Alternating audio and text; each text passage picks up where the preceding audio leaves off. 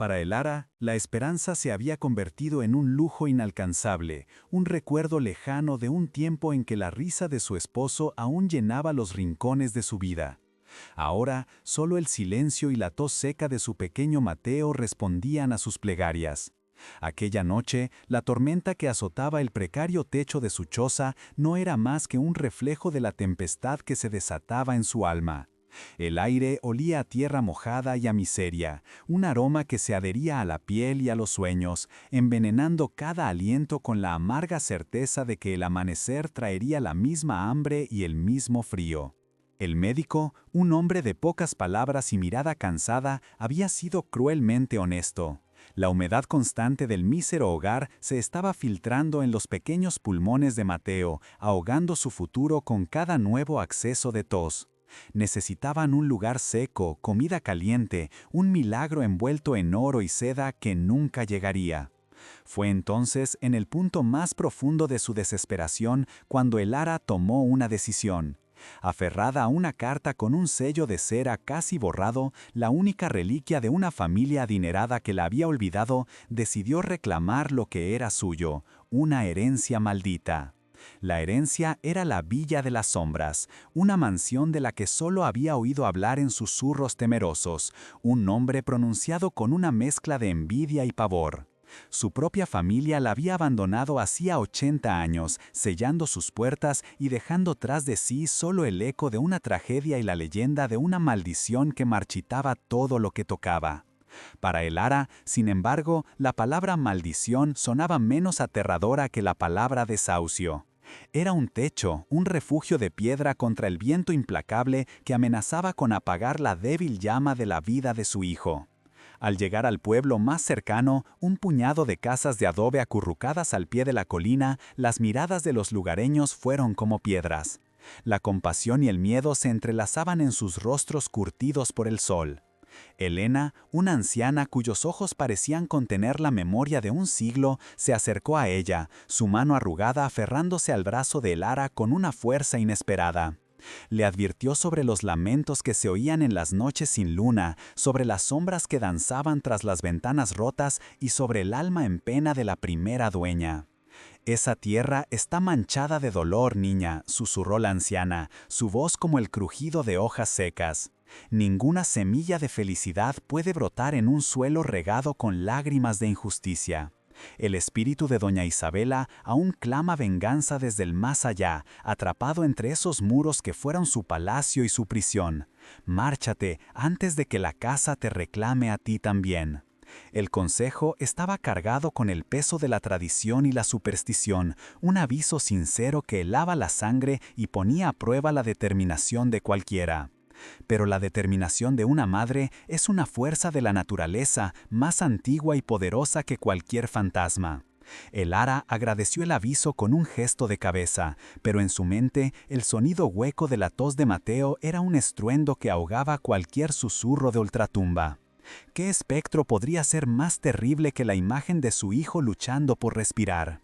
Con el corazón convertido en un nudo de miedo y desafío, empujó la desvencijada carreta colina arriba hacia la silueta oscura que se recortaba contra un cielo plomizo y amenazante. La mansión se erigía ante ellos como un monumento a la decadencia. Sus ventanas rotas eran cuencas vacías que observaban el mundo con indiferencia, y el viento que silbaba a través de sus tejas arrancadas sonaba como un lamento profundo y olvidado. Era una tumba de piedra y madera noble, un esqueleto de una opulencia pasada, pero para Elara y Mateo era la única fortaleza posible. Era un final, sí, pero también la única oportunidad de un nuevo comienzo, sin importar el precio que las sombras exigieran a cambio. Poco sabía ella que el verdadero secreto de aquel lugar no eran los fantasmas que poblaban las leyendas de los aldeanos, sino algo mucho más tangible y peligroso, una verdad enterrada bajo 80 años de polvo y silencio que cambiaría para siempre el destino de su familia. Antes de continuar, suscríbete al canal, comparte y dale a me gusta porque el final de esta historia te va a sorprender. Y cuéntame en los comentarios, ¿tendrías el valor de entrar en un lugar maldito si fuera la única esperanza para tus hijos? Pero antes de que la Villa de las Sombras se convirtiera en su único refugio, existió un tiempo en que el mundo de Elara era pequeño, pero rebosante de luz. No había grandes salones ni muebles cubiertos de polvo, solo una modesta casa de adobe cuyas paredes estaban impregnadas del olor a tortillas de maíz recién hechas y del eco constante de la risa de Javier, su esposo. Él era un hombre de manos fuertes y sonrisa fácil, un hombre que podía encontrar un universo en los ojos de su mujer y un reino en el pequeño trozo de tierra que labraban juntos. Su felicidad era una melodía sencilla, tejida con los hilos dorados del sol atardeciendo sobre los campos, el sabor dulce del agua del pozo después de una larga jornada y el calor del cuerpo de Javier junto al suyo en las frías noches del altiplano. Mateo, entonces un bebé de mejillas rosadas, dormía en una cuna tallada por su propio padre, arrullado por canciones que hablaban de cosechas abundantes y de un futuro tan brillante y prometedor. Elara no anhelaba el lujo de los brocados ni el brillo de las joyas. Su riqueza era el amor que florecía en aquel rincón humilde. Para ellos, la vida era una promesa susurrada cada mañana. Javier soñaba con comprar la parcela contigua, con plantar un huerto de naranjos cuyo perfume llegara hasta la ventana de su dormitorio. Elara soñaba con ver a Mateo correr por esos campos, fuerte y sano, con enseñarle a leer bajo la sombra de un árbol que ellos mismos hubieran plantado. Eran sueños modestos, forjados con el sudor de su frente y la fuerza de su unión, pero para ellos eran más valiosos que todo el oro de las Américas. Entonces, como un ladrón en la noche, llegó la enfermedad. Una fiebre implacable que se apoderó del cuerpo fuerte de Javier y lo consumió con una rapidez cruel. Elara luchó contra ella con tés de hierbas, con plegarias que desgarraban su garganta y con la venta de sus pocas posesiones para pagar al médico del pueblo. Pero la fiebre fue un enemigo sordo y voraz. Elara vio cómo la luz se extinguía en los ojos de su amado, cómo su risa se convertía en un quejido febril y cómo sus manos, antes tan firmes, se volvían débiles y temblorosas. La muerte de Javier no fue un estruendo, sino un silencio aterrador que lo invadió todo. El olor a tortillas desapareció, reemplazado por el aroma rancio de la enfermedad y la pena. La casa, antes un nido de amor, se transformó en una tumba de recuerdos. Cada rincón le hablaba de él. La silla donde se sentaba, la herramienta que dejó apoyada contra la pared, el eco fantasma de su voz que el viento parecía traerle a veces.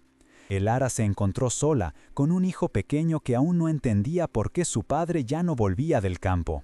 La viudez la golpeó con la fuerza de un puño de hierro. La sociedad, que antes la miraba con el respeto debido a la esposa de un hombre trabajador, ahora la veía con una mezcla de lástima y desdén. Era una mujer sola, una carga, una pieza suelta en el engranaje de la comunidad. Intentó seguir labrando la tierra, pero sus fuerzas no eran las de Javier.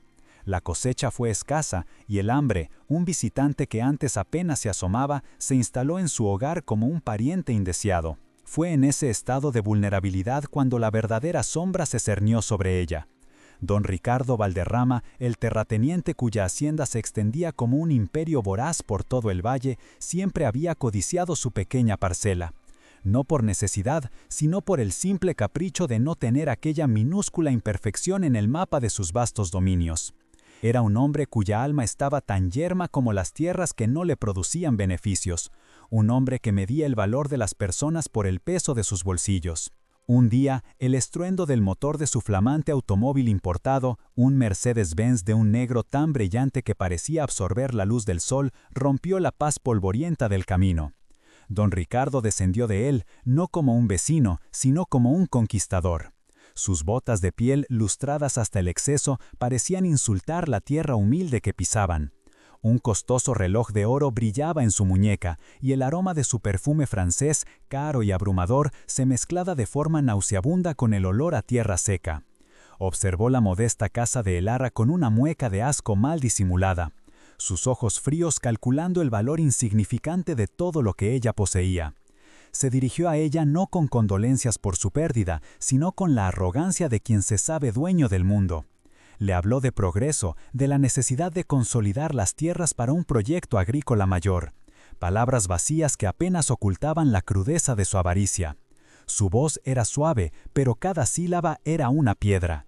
Le hizo una oferta por la tierra, una cantidad tan ridícula que era un insulto a la memoria de Javier y al sudor que habían derramado sobre cada surco.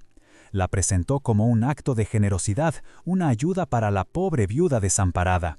Para él, ella no era una persona luchando por sobrevivir, sino un mero trámite, un estorbo que podía ser barrido con unas cuantas monedas de plata, el equivalente a lo que él gastaría en una sola de sus ostentosas cenas. El Ara sintió una oleada de rabia fría recorrer su cuerpo. Aquella tierra era todo lo que le quedaba. Era el lugar donde había amado, donde había soñado y donde descansan los restos del hombre de su vida.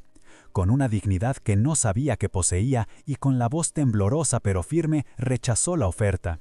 Le dijo que su hogar y sus recuerdos no tenían precio, que no estaban en venta ni por todo el oro que él pudiera ostentar. La negativa transformó el rostro de don Ricardo. La fina capa de falsa cortesía se resquebrajó, revelando la crueldad que yacía debajo. Su sonrisa se convirtió en una línea dura y sus ojos se entrecerraron con desprecio. No estaba acostumbrado a que le negaran nada, y menos una mujer a la que consideraba inferior, una campesina insignificante. La amenaza no tardó en llegar, velada pero afilada como un cuchillo. Una mujer sola con un hijo no debería tomar decisiones tan imprudentes, dijo. Su voz ahora despojada de toda amabilidad. Hay accidentes, deudas que aparecen de la nada. El mundo es un lugar peligroso para quienes no tienen un protector. Piénselo bien, por el futuro de su hijo. La mención de Mateo fue un golpe bajo, una ponzoña directa a su corazón de madre, diseñada para doblarla a través del miedo. Pero el amor por su hijo, en lugar de convertirla en una víctima dócil, encendió en ella una chispa de desafío. Se mantuvo firme, con la mirada fija en aquel hombre que encarnaba todo lo que estaba mal en el mundo. La insolencia de su resistencia selló su destino. Don Ricardo no era un hombre que negociara, era un hombre que tomaba lo que quería, por la fuerza si era necesario. Una semana después regresó. No vino solo en su lujoso automóvil, sino acompañado por el alguacil del pueblo, un hombrecillo de bigote nervioso cuya lealtad había sido comprada hacía mucho tiempo, y dos matones de rostro impasible. Traían consigo un documento con sellos y firmas, un papel que hablaba de una supuesta deuda antigua que Javier había contraído con la familia Valderrama, una mentira fabricada con la caligrafía de la corrupción.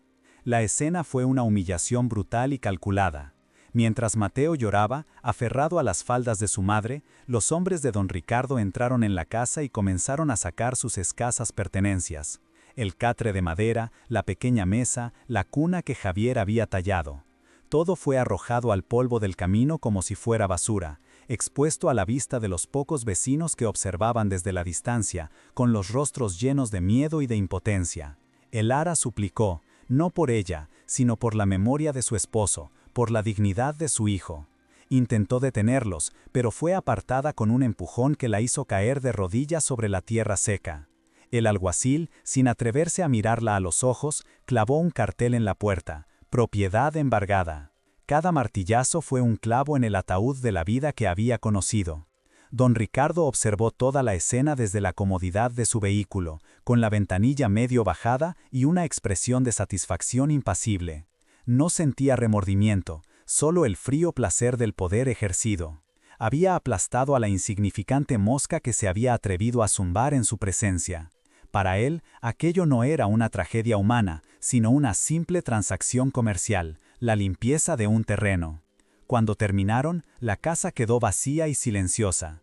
Los hombres se marcharon, dejando a El Ara y a Mateo solos en medio del camino, rodeados por los despojos de su existencia. El sol comenzaba a ponerse, tiñendo el cielo de tonos anaranjados y púrpuras, una belleza cruel que contrastaba con la fealdad de lo que acababa de suceder. El Ara abrazó a su hijo, cuyo pequeño cuerpo temblaba de miedo y de frío. La humillación ardía en sus mejillas, más caliente que cualquier lágrima. Se sentía despojada, no solo de su hogar, sino de su identidad. Era una paria, una nómada sin rumbo. El miedo por el futuro de Mateo era un nudo helado en su estómago, un abismo que se abría a sus pies. Miró por última vez la silueta de su casa contra el cielo crepuscular, un cascarón vacío que ya no le pertenecía. En ese momento, en el punto más bajo de su desesperación, algo dentro de ella se quebró. Pero no fue su espíritu, fue la cáscara de la pena y la resignación. Debajo quedó al descubierto un núcleo de acero, forjado en el amor y endurecido por la injusticia. Mientras sostenía a su hijo tembloroso, una promesa silenciosa y feroz nació en la oscuridad de su alma. No sabía cómo, ni cuándo, pero juró que don Ricardo Valderrama pagaría por lo que había hecho. Juró que su hijo nunca más volvería a sentir el miedo que veía en sus ojos en ese instante. Aquella caída no sería su final, sería el principio. El dolor y la humillación se convirtieron en el combustible que la impulsaría colina arriba, hacia una herencia maldita que, sin saberlo, guardaba la única llave para su venganza y su redención. Los días que siguieron se deshilacharon en una pesadilla de polvo y desamparo. El camino se convirtió en su único hogar, un lecho de tierra dura y piedras afiladas que se clavaban en sus huesos durante las noches heladas. El hambre era una criatura viva dentro de ella, una bestia de garras frías que le roía las entrañas y le llenaba la boca con el sabor amargo de la bilis. Cada bocado de pan duro, mendigado a extraños cuyas miradas eran una mezcla de lástima y prisa, lo entregaba a Mateo, mintiéndole con una sonrisa forzada mientras su propio estómago se retorcía en un nudo de dolor. El Ara aprendió a leer los rostros de la gente, a distinguir la compasión genuina de la caridad condescendiente.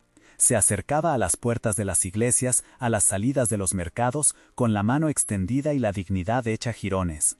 Algunos le daban una moneda, otros un trozo de fruta, pero la mayoría la ignoraba, apartando la vista como si su pobreza fuera una enfermedad contagiosa que pudiera manchar el brillo de sus vidas ordenadas. La humillación era un manto pesado que se ceñía a sus hombros, más frío que el sereno de la madrugada. Buscó refugio entre aquellos que una vez llamaron a Javier su amigo, pero el miedo era una plaga más silenciosa y letal que cualquier fiebre. El poder de don Ricardo Valderrama se extendía como una sombra venenosa sobre todo el valle, y nadie se atrevía a desafiarlo ofreciendo cobijo a la mujer que él había marcado. Las puertas se cerraban en su cara, acompañadas de excusas susurradas y miradas de disculpa, que no servían para calentar el cuerpo tembloroso de su hijo. Estaba sola, borrada del mapa de la comunidad, una fantasma errante con un niño enfermo a cuestas. Las noches eran lo peor. El Ara envolvía a Mateo con su propio rebozo, intentando crear una frágil barrera contra el viento que aullaba como un lobo hambriento. Se acurrucaban en los soportales de edificios abandonados o bajo la precaria protección de un árbol solitario. Mientras su hijo dormía un sueño inquieto, interrumpido por accesos de tos que parecían desgarrar sus pequeños pulmones, el Ara permanecía despierta, vigilando las sombras, escuchando cada ruido, con el corazón convertido en un centinela exhausto. El frío de la intempérie comenzó a hacer mella en la ya frágil salud de Mateo. Su piel adquirió una palidez cerúlea y sus ojos, antes tan vivos, se volvieron grandes y febriles. El Ara lo sentía cada vez más ligero en sus brazos, como si la vida se estuviera escapando de él grano a grano, como arena entre sus dedos. La desesperación se convirtió en un océano negro y profundo que amenazaba con ahogarla. Rezaba a un Dios que parecía haberse vuelto sordo, implorando una señal, un milagro, cualquier cosa que la salvara de ver morir a lo único que le quedaba en el mundo. Fue en el mercado de un pueblo vecino, mientras suplicaba por un poco de leche caliente, cuando el rumor llegó a sus oídos. No era para ella, sino un murmullo entre dos ancianas que se santiguaban al hablar.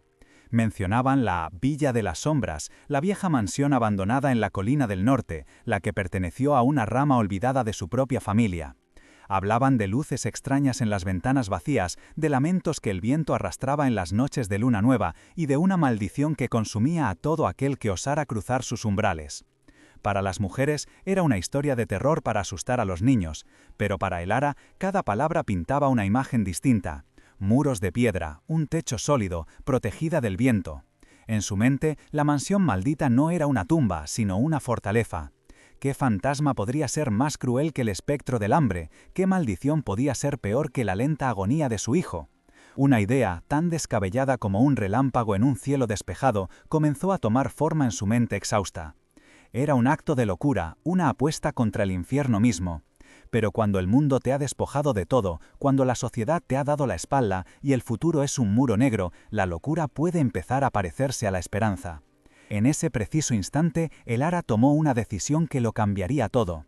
Se aferró a la única certeza que le quedaba, el amor inquebrantable por su hijo, una fuerza capaz de enfrentarse a cualquier sombra, real o imaginaria.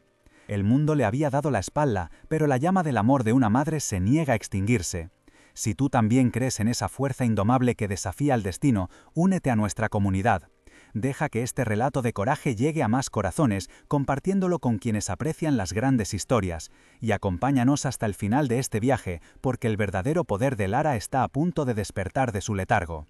Aquella noche, mientras observaba el rostro febril de Mateo bajo la luz pálida de la luna, el miedo a lo sobrenatural se disolvió, reemplazado por una claridad feroz. La gente del valle temía a los espíritus de los muertos, pero ella había aprendido a temer la crueldad de los vivos. El recuerdo del rostro satisfecho de don Ricardo mientras la despojaba de su hogar era más aterrador que cualquier leyenda de almas en pena.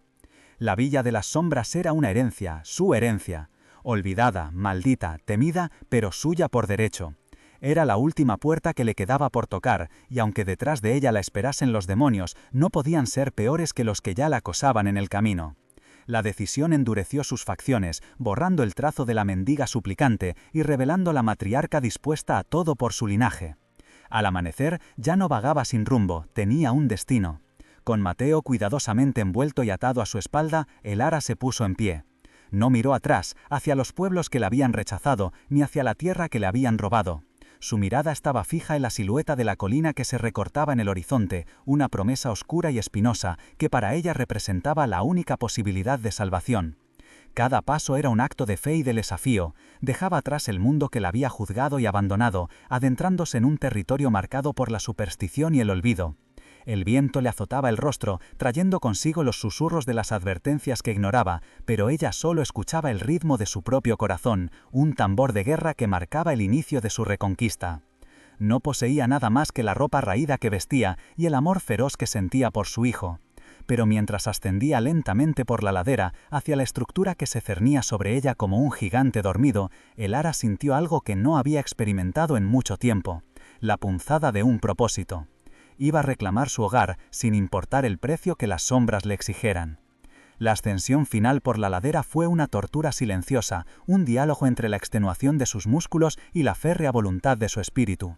El peso de Mateo, dormido y febril sobre su espalda, parecía aumentar con cada paso, mientras el viento afilado de la colina le cortaba la respiración y le robaba el poco calor que le quedaba.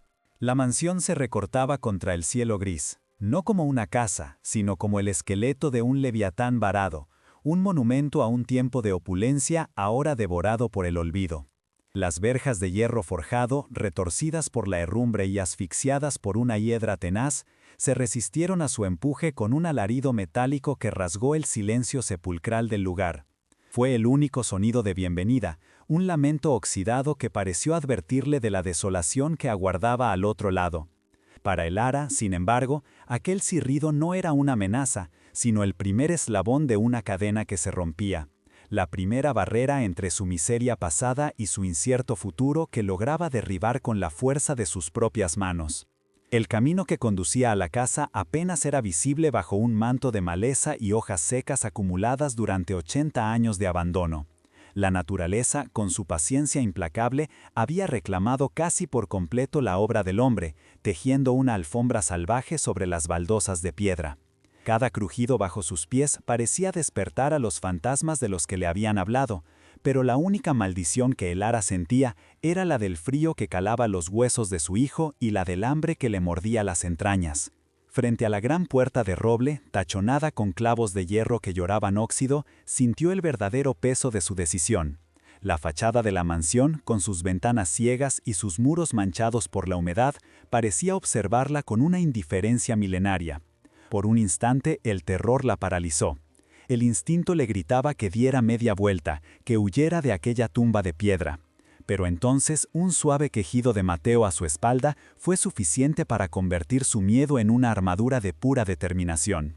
Reunió todas sus fuerzas y empujó la pesada puerta. La madera se quejó con un gemido profundo y prolongado, como si la casa exhalara un aliento contenido durante décadas. El aire que salió a su encuentro fue un golpe físico, una masa densa y helada que olía a tiempo estancado. Era una mezcla compleja y abrumadora, de polvo antiguo, de madera noble pudriéndose lentamente, de moho y de la inconfundible fragancia de los secretos guardados demasiado tiempo en la oscuridad. Un aroma que se adhería a la ropa y al alma. El gran vestíbulo se reveló ante ella como un escenario espectral. Muebles cubiertos por sábanas blancas se erguían como fantasmas inmóviles en la penumbra, y gruesas telarañas colgaban del techo como candelabros de seda polvorienta.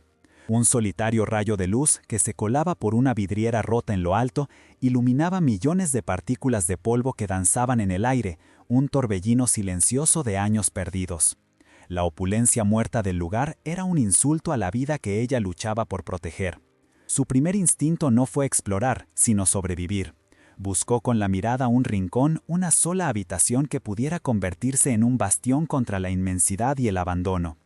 Encontró una pequeña sala de servicio junto a la cocina, menos imponente que los grandes salones, con una chimenea de ladrillo que, aunque atestada de hollín, prometía la posibilidad del calor.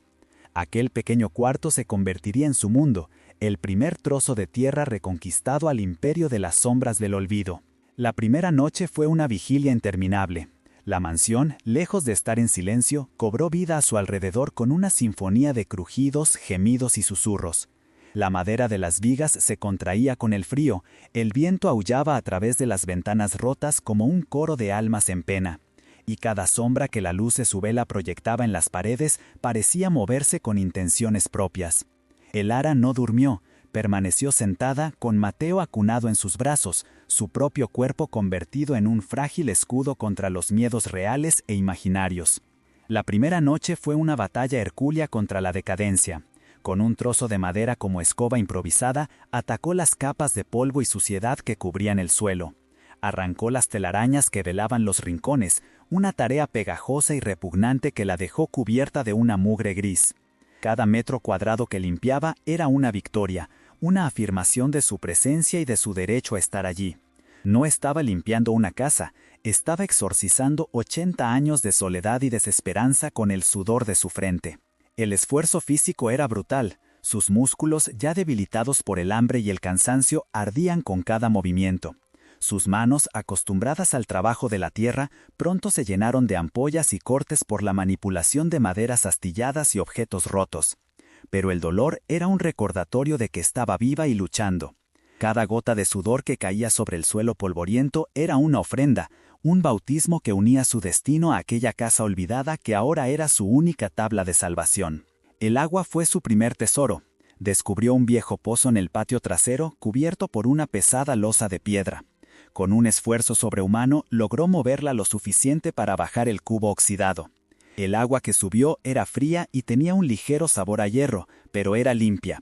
Bebió hasta saciarse y luego le dio de beber a Mateo, sintiendo cómo aquel líquido vital era una bendición, una promesa de que la vida aún podía arraigar en aquel lugar desolado y sediento. El jardín, aunque salvaje y enmarañado, también le ofreció sus dones.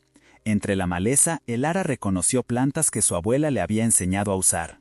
Encontró raíces de yuca, hierbas aromáticas que aún conservaban su fragancia, y un viejo manzano que, contra todo pronóstico, se aferraba a un puñado de frutos pequeños y arrugados.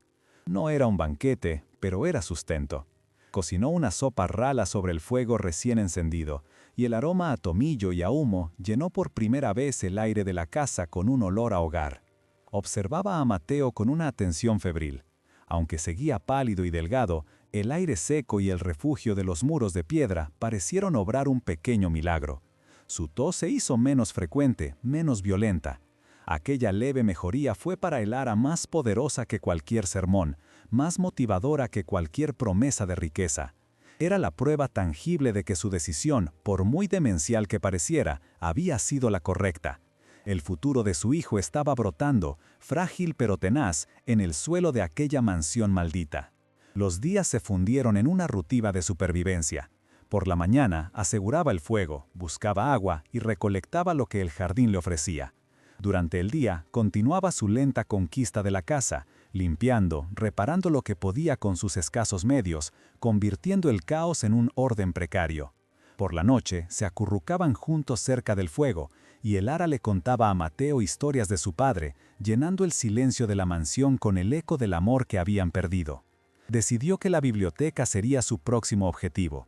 Era una habitación más pequeña y manejable que los salones, y sus paredes estaban cubiertas de estanterías repletas de libros que podrían servir como combustible para el fuego durante muchas noches. Había algo reconfortante en estar rodeada de historias, incluso si estaban escritas en volúmenes encuadernados en cuero que se deshacían al tacto. Era como si las voces de otros tiempos le hicieran compañía en su soledad. Sin embargo, había una corriente de aire helado en la biblioteca que no lograba localizar. Un frío persistente que parecía emanar de una de las paredes, socavando el calor del fuego y haciendo que Mateo temblara incluso envuelto en mantas. Se convirtió en una obsesión, un enemigo invisible al que debía derrotar para que su refugio fuera verdaderamente seguro. Rastreó la pared con las manos, buscando una grieta, una ventana mal sellada, cualquier explicación lógica para aquel frío invasor. La única fuente posible parecía estar detrás de una enorme y pesada estantería de caoba.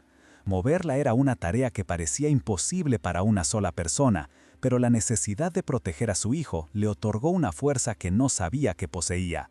Apoyó la espalda contra el mueble, clavó los talones en el suelo y empujó con un gruñido que salió de lo más profundo de su ser.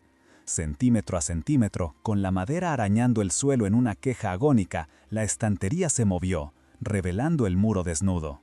No había ninguna grieta, pero en el centro de la pared sus ojos se fijaron en un solo ladrillo que rompía el patrón uniforme del resto. Era de un tono ligeramente más oscuro y parecía estar un poco hundido, como si no estuviera asentado con mortero.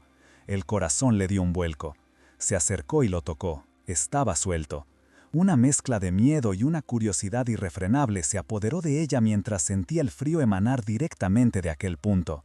Con los dedos temblorosos y sucios, comenzó a forcejear con el ladrillo. Se arañó las yemas, pero no se detuvo hasta que finalmente cedió y pudo sacarlo del muro.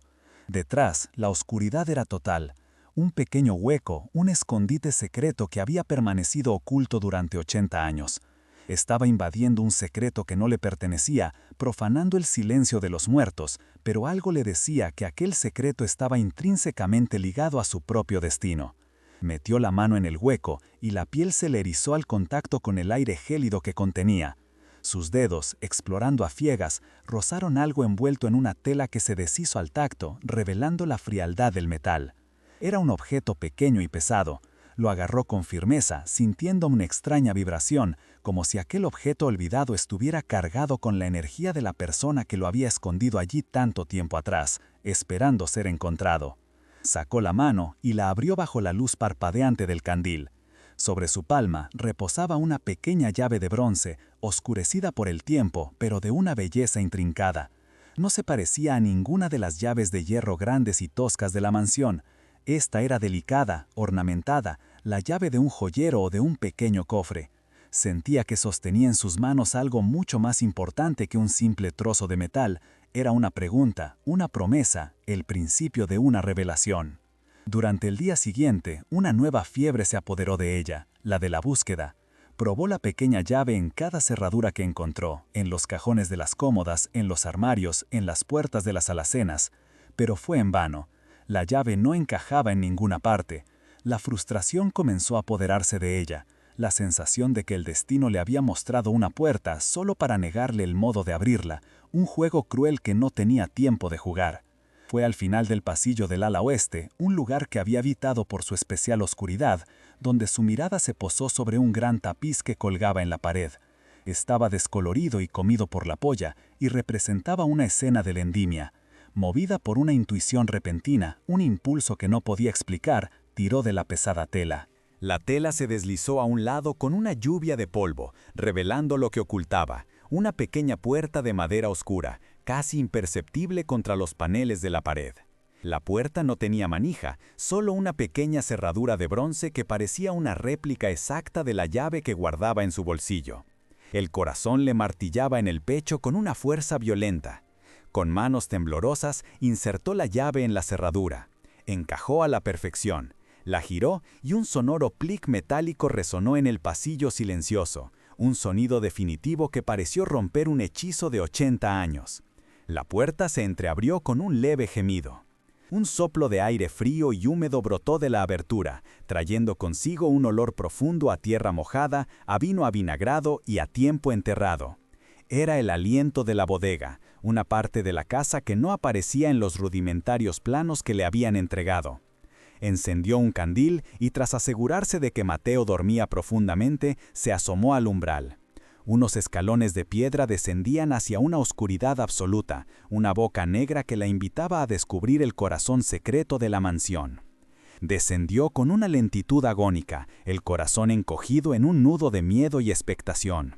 Cada paso la alejaba más del mundo de los vivos y la adentraba en un dominio de silencio y olvido. La luz del candil arrojaba sombras danzantes sobre las paredes de piedra húmeda y las hileras de barriles podridos. La bodega era enorme, un laberinto de estanterías vacías y ecos. Se sentía como una intrusa en una tumba, el mausoleo de un pasado familiar que apenas conocía. En un rincón apartado, la luz reveló algo que rompió la monotonía del suelo de tierra apisonada. Una zona donde la tierra parecía haber sido removida y vuelta a compactar de forma irregular. Impulsada por esa misma fuerza inexplicable que la había guiado hasta allí, se arrodilló y comenzó a cavar con las manos. La tierra estaba fría y suelta. Pronto, sus dedos tropezaron con algo duro y rectangular. Era una caja de madera, reforzada con tiras de metal ennegrecido. Con el último resquicio de sus esfuerzos, desenterró la pesada caja y la abrió. El cerrojo, debilitado por la herrumbre, cedió con un crujido.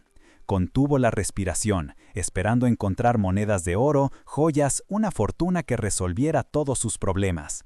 Pero dentro, protegido por una tela encerada, no había ningún tesoro material. Había algo infinitamente más valioso. Un diario con tapas de cuero y un fajo de documentos amarillentos atados con una cinta. En ese instante, Elara comprendió que la verdadera maldición de la casa no era un fantasma, sino una verdad que había sido enterrada. Sentada en el suelo polvoriento de la biblioteca, con la luz de las velas danzando sobre la caligrafía de su bisabuela, Elara sintió cómo las piezas de su vida rota encajaban por fin. No era la heredera de una maldición, sino la guardiana de una verdad, la depositaria de una justicia largamente postergada. Aquel diario no era solo papel y tinta, era el testamento de una mujer brillante y traicionada, un arma forjada en el dolor que ahora, 80 años después, había caído en las únicas manos capaces de esgrimirla con la misma determinación con la que fue escrita. Los días siguientes, una nueva energía recorrió las venas de Elara. Ya no luchaba solo por la supervivencia, sino por la reivindicación. El conocimiento contenido en aquellas páginas la transformó, le hablaba de la tierra, de sus secretos, de las vides que podían florecer donde otros solo veían aridez. Era un legado de sabiduría que valía más que todo el oro del mundo. Movida por un propósito renovado, comenzó a seguir las instrucciones de Isabela, preparando pequeños bancales en el jardín, sintiendo por primera vez que no estaba sola en aquella casa, sino acompañada por el espíritu indomable de su antepasado. Pero los secretos, como las semillas, tienen una forma de abrirse paso hacia la luz, a veces de la manera más inesperada. Uno de los pocos aldeanos que, movido por la compasión, había subido a llevarle a Elara un saco de harina, vio el cambio en ella. Vio la chispa en sus ojos y la determinación en sus gestos.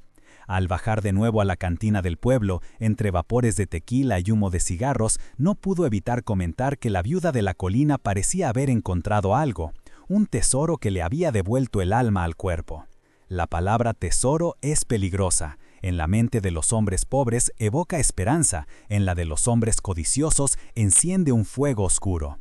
El rumor, como una mala hierba, creció y se retorció, pasando de boca en boca. Para cuando llegó a los oídos de uno de los capataces de don Ricardo Valderrama, ya no se hablaba de un cambio de ánimo, sino de cofres repletos de oro colonial, de joyas de la familia escondidas durante la Revolución. El capataz, ansioso por ganarse el favor de su patrón, corrió a llevarle la noticia. Don Ricardo escuchó el relato en el suntuoso despacho de su hacienda, un santuario de caoba pulida y cuero importado.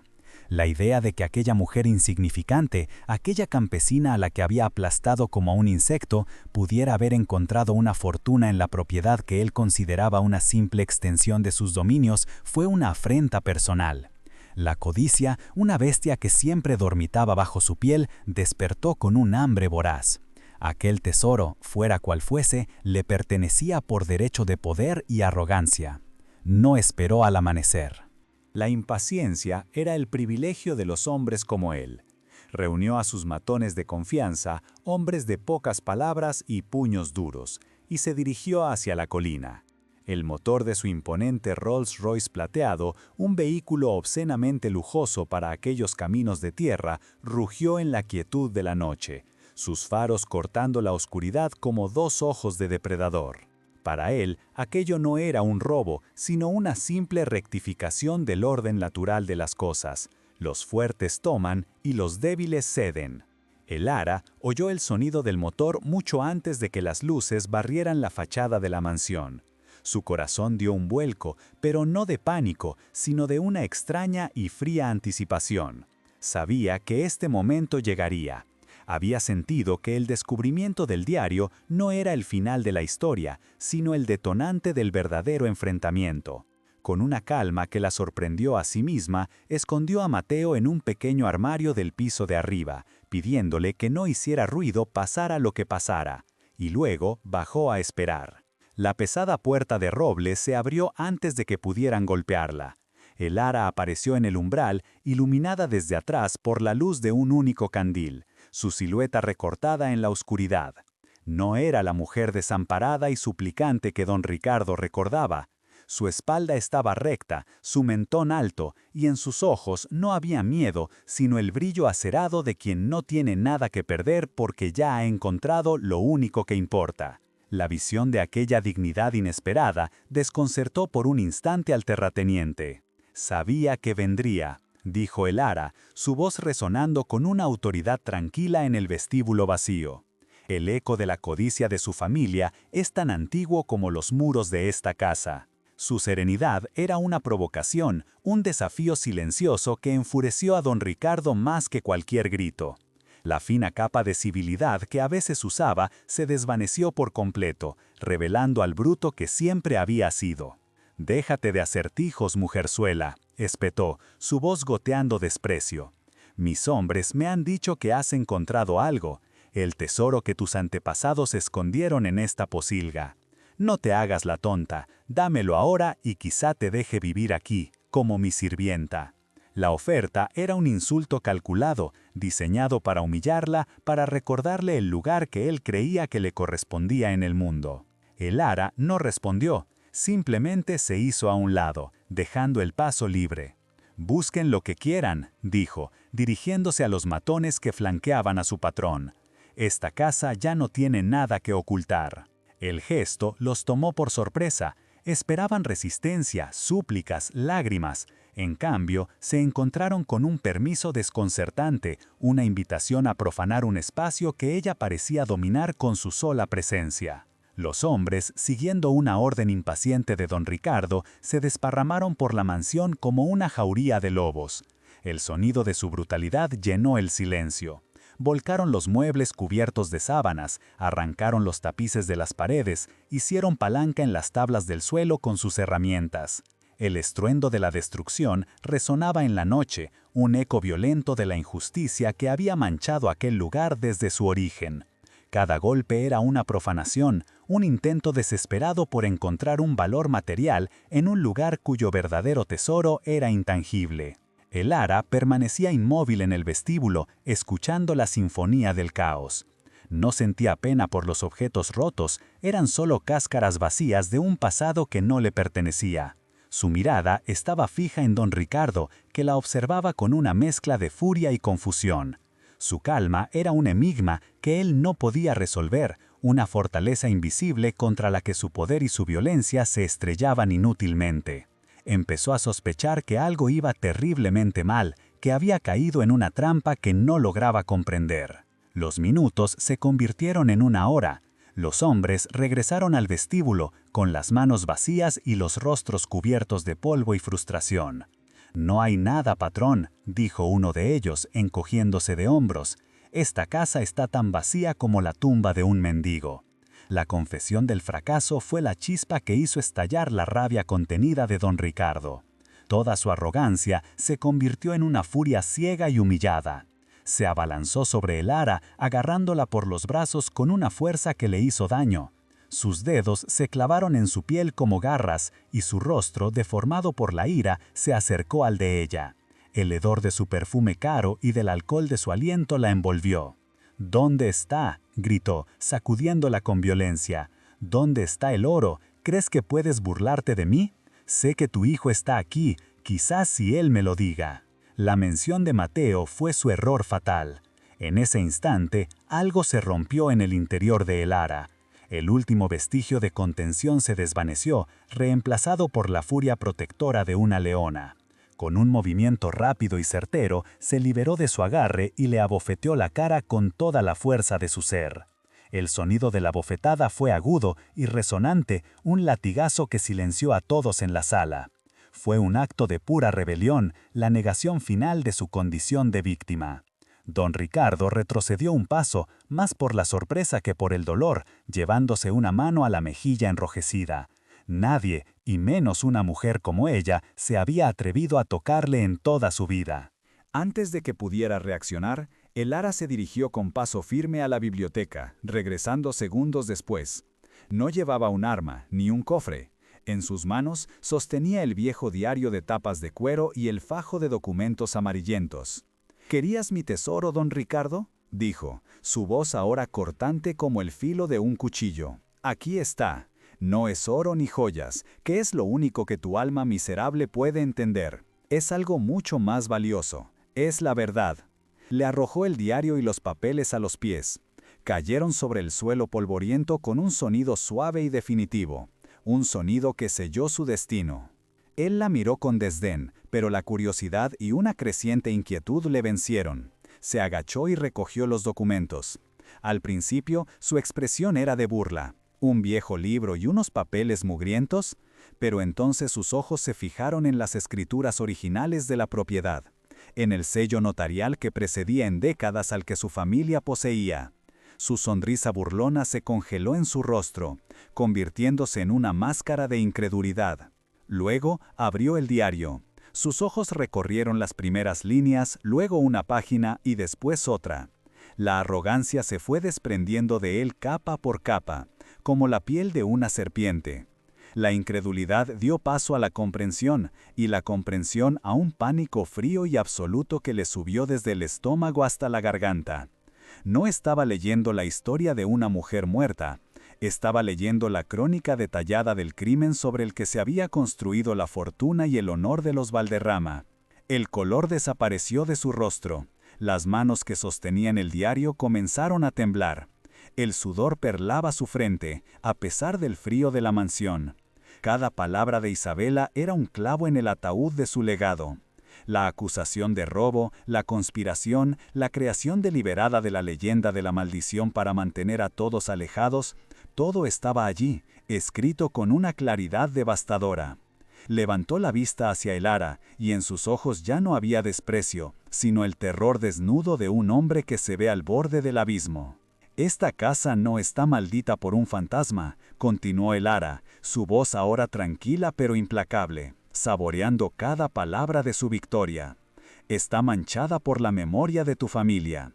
Este diario y estas escrituras no solo me devuelven mi tierra, pueden destruir tu nombre, tu reputación, todo lo que has construido sobre los cimientos podridos de una mentira.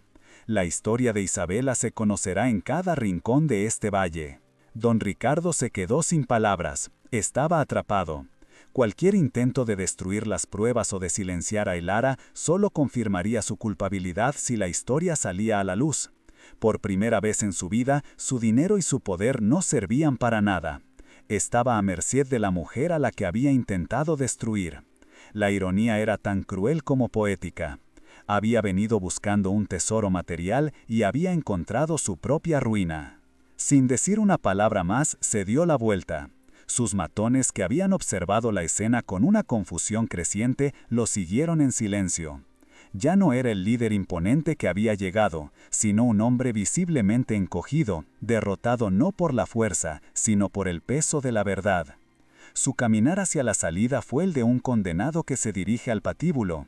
El poder que emanaba de él se había evaporado, dejando solo la cáscara vacía de un hombre patético. El rugido del motor de su lujoso automóvil al arrancar sonó diferente esta vez. No era un sonido de poder, sino de huida. Mientras el vehículo desaparecía en la noche, llevándose consigo la nube de su humillación, un silencio profundo y sanador descendió sobre la villa de las sombras. Un silencio que no era de abandono, sino de paz. El ara permaneció en el umbral, sintiendo la brisa fría de la noche en su rostro. No sentía euforia, sino una inmensa y serena calma. La batalla había terminado. Había enfrentado al dragón y lo había vencido. No con fuego, sino con la luz de una verdad enterrada. Subió lentamente las escaleras y abrió la puerta del armario. Mateo dormía, ajeno a todo. Al verlo, el ara supo que había recuperado mucho más que una casa. La partida de don Ricardo y sus hombres dejó tras sí un silencio que era casi una sustancia física, un bálsamo que se extendió por cada rincón de la mansión, limpiando el aire de la pestilencia de su miedo y su avaricia. El ara no se movió del umbral, dejando que la noche la envolviera, sintiendo por primera vez que el viento que susurraba entre los aleros no era un lamento, sino una cuna. La casa, profanada por la violencia de los intrusos, parecía exhalar un suspiro de alivio, como si el espíritu de Isabela por fin pudiera descansar, su honor vengado por la tenacidad de su descendiente. En los días que siguieron, la noticia de la humillación de don Ricardo se extendió por el valle como un reguero de pólvora. Al principio, no eran más que susurros increíbles en la cantina, rumores compartidos en voz baja en el mercado. Pero la verdad tiene un peso propio, y pronto la historia se convirtió en leyenda. La figura de Lara se transformó en la menta de los aldeanos. Ya no era la viuda desamparada que habitaba una casa maldita, sino la mujer que se había enfrentado al hombre más poderoso de la región y lo había vencido con nada más que un viejo diario y un coraje de acero. El ara no buscaba venganza, sino justicia. Con una serenidad que desarmó al viejo notario del pueblo, presentó las escrituras originales y el diario de Isabela. El proceso legal fue lento, pero la evidencia era irrefutable. El imperio de los Valderrama, construido sobre los cimientos de un crimen, comenzó a desmoronarse. Don Ricardo perdió no solo las tierras que rodeaban la villa, sino también el respeto y el miedo que habían sido los pilares de su poder. Su nombre, antes sinónimo de opulencia y autoridad, se convirtió en una mancha de deshonra. La derrota más profunda para él no fue económica, sino social. Los hombres que antes se quitaban el sombrero a su paso, ahora apartaban la mirada. Sus socios comerciales, temerosos del escándalo, le dieron la espalda. Su lujoso Rolls Royce ya no era un símbolo de estatus, sino el recordatorio rodante de su caída. Se encerró en su hacienda, un rey destronado en un palacio de silencio, consumido por la amargura de haber sido derrotado por la verdad de una mujer muerta y la fuerza de una a la que consideraba menos que el polvo bajo sus botas. Mientras el mundo de don Ricardo se encogía, el de el ara se expandía. Con el diario de Isabela como guía, comenzó la ardua tarea de devolver la vida a la tierra. Cada mañana, con el sol despuntando sobre las colinas, sus manos se hundían en el suelo, sintiendo el pulso latente bajo la superficie. No era solo trabajo, era un ritual, una conversación con su bisabuela a través del tiempo. Limpió las viejas terrazas, reparó los canales de irrigación olvidados y plantó los esquejes de las vides que la sabiduría de Isabela había descrito con tanto detalle. El cambio en la villa no pasó desapercibido. Los aldeanos, liberados del yugo del miedo a Valderrama, comenzaron a subir la colina, primero por curiosidad y luego por admiración. Traían herramientas, ofrendas de comida y, lo más importante, sus manos dispuestas a ayudar. Elena, la anciana que una vez le había advertido del peligro, fue la primera en llegar, con una cesta de semillas y una sonrisa que borraba cualquier rastro de la antigua superstición. La casa maldita se estaba convirtiendo en el corazón de una comunidad renacida. La mansión misma pareció despertar de su largo letargo. Las ventanas rotas fueron reemplazadas y la luz del sol inundó los salones, ya no para revelar el polvo y la decadencia, sino para calentar la madera pulida y las paredes recién pintadas. El sonido de los martillos y las risas reemplazaron a los crujidos y los lamentos. Mateo, más fuerte y saludable que nunca, corría por los pasillos, su risa era el exorcismo final que expulsaba para siempre las sombras del pasado. Elara había reclamado más que una herencia, había reconstruido un hogar. La tierra, como si estuviera agradecida, respondió a sus cuidados con una generosidad milagrosa. Las vides crecieron con una fuerza y un verdor que nadie en el valle había visto en generaciones. Cuando llegó el otoño, los racimos de uvas colgaban pesados y oscuros, cargados de un jugo tan dulce que parecía contener la esencia concentrada del sol y la historia. La primera vendimia fue una fiesta, una celebración de la vida que había brotado de un suelo que todos creían estéril y manchado por la tragedia. 5 años después, la Villa de las Sombras ya no existía. En su lugar se erguía orgullosa y próspera la Viña de la Luz. La mansión, restaurada a su antigua gloria, era ahora el centro de una de las bodegas más respetadas de la región. Sus vinos, elaborados según los métodos secretos de Isabela, eran codiciados por su sabor único, un buque complejo que parecía contar la historia de la tierra, con notas de lucha, de resiliencia y de una dulzura final y triunfante. Elara ya no era la viuda demacrada que había llegado a la colina con el miedo como único equipaje. Se había convertido en una matriarca serena y sabia, cuyas manos aún mostraban los callos del trabajo, pero cuyos ojos brillaban con la paz de quien ha encontrado su lugar en el mundo. No vestía sedas ni ostentaba joyas, su riqueza era el respeto de su gente, la salud de su hijo y el legado que estaba construyendo, un legado de justicia y de fe en el poder regenerador de la tierra. Mateo, ahora un muchacho de 11 años, caminaba junto a su madre entre las hileras de vides. Su tos era un recuerdo tan lejano que parecía pertenecer a la vida de otro niño. En sus ojos ya no había miedo, sino la curiosidad y la inteligencia de quien aprende a leer los secretos del suelo, del clima y de las estaciones. Estaba heredando no solo una propiedad, sino un conocimiento ancestral, la sabiduría de 2 mujeres extraordinarias que corrían por sus venas.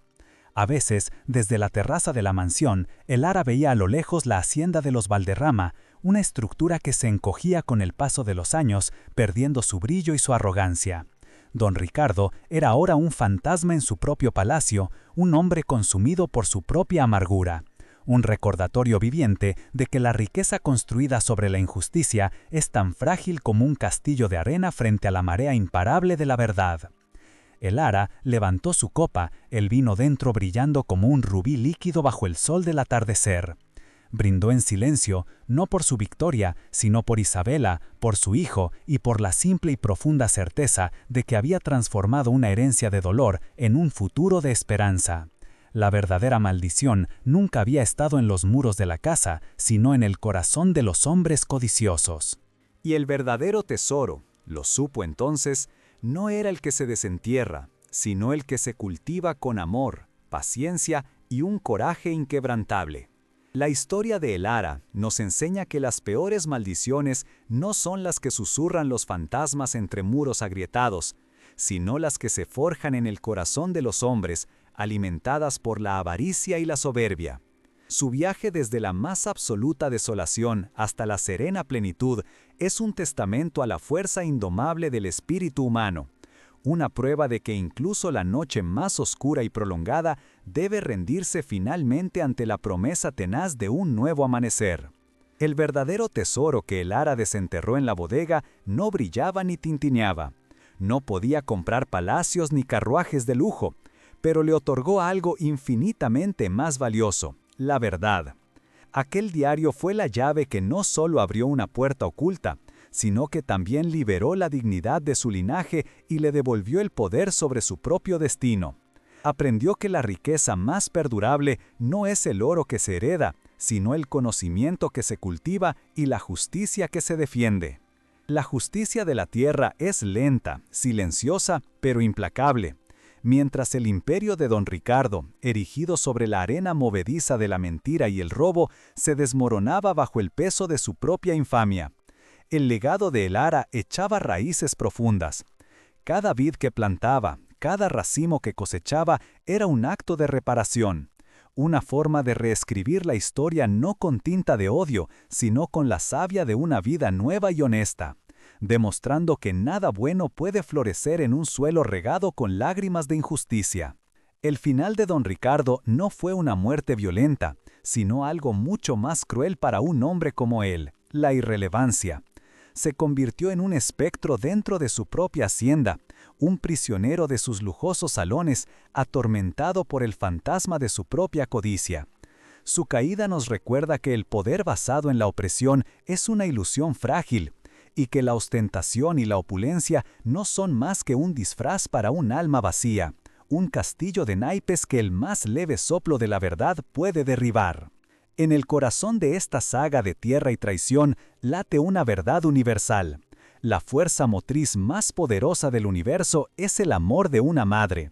Cada paso que el Ara dio, cada palada de tierra que removió, cada noche de miedo que soportó, no fue por ella, sino por el futuro que veía en los ojos de su hijo. Fue el amor por Mateo lo que convirtió su miedo en coraje, su desesperación en determinación y su herencia de sombras en un legado de luz resplandeciente. Así, la Villa de las Sombras se transforma en un símbolo. Todos en algún momento de nuestras vidas nos enfrentamos a nuestra propia mansión abandonada, a un pasado que nos asusta o a un futuro que parece estéril. La historia de El Ara nos invita a no temer a las sombras, sino a entrar en ellas con valentía, pues es a veces en los rincones más oscuros y olvidados de nuestra propia historia donde se esconde la llave de nuestra verdadera fortaleza y nuestra más grande liberación. Que su leyenda perdure como un susurro en el viento, recordándonos que no estamos definidos por las injusticias que sufrimos, sino por la forma en que nos levantamos para enfrentarlas. La verdadera nobleza no reside en la sangre ni en los títulos, sino en la dignidad con la que se trabaja la tierra, en la honestidad con la que se vive la vida y en la capacidad de transformar una herencia de dolor en un jardín de esperanza para las generaciones venideras. Si esta historia ha tocado tu corazón, te invito a suscribirte a nuestro canal, a darle a me gusta y a compartir este viaje con otras almas que creen en el poder de la resiliencia. Formar parte de nuestra comunidad es mantener viva la llama de estos relatos que nos recuerdan la fuerza que todos llevamos dentro. Cuéntanos en los comentarios qué lección te llevas de la jornada de El Ara. ¿Qué tesoro inesperado has encontrado tú en los momentos más oscuros?